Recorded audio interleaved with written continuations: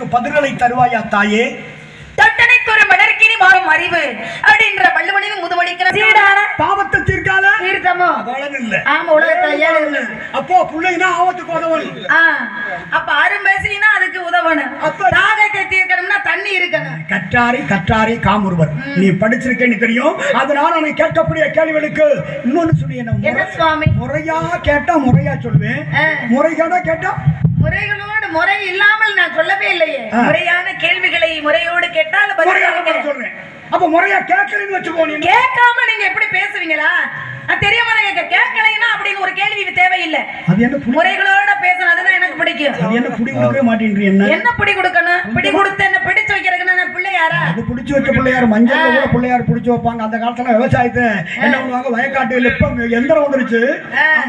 எங்கள மாதிரி ஆதிபர சக்தி வந்து பிள்ளையார பிடிச்சோம், பிள்ளையார பிடிச்சு வச்சாங்க.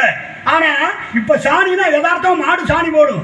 சாணி போட்டோம்னா அதுல கரையா ஏறும். ஆனா பிள்ளையாருன்னு பிடிச்சு வச்சாங்க. நம்ம என்ன பண்ணுவோம், களத்துல ஒரு அருகம்பிள்ளை எடுத்து அதுல வந்து வச்சு சாமியா வணங்குவோம். அதுக்கு சொன்ன உருவாக அருவாக ஒவ்வொருவர் கரங்களும் திரு உருவாக வருவான எளிமையான வாகனத்தானை அவன் சொன்னான். ஆக எளிமையான வாகனம் அப்படிங்கிறது எது?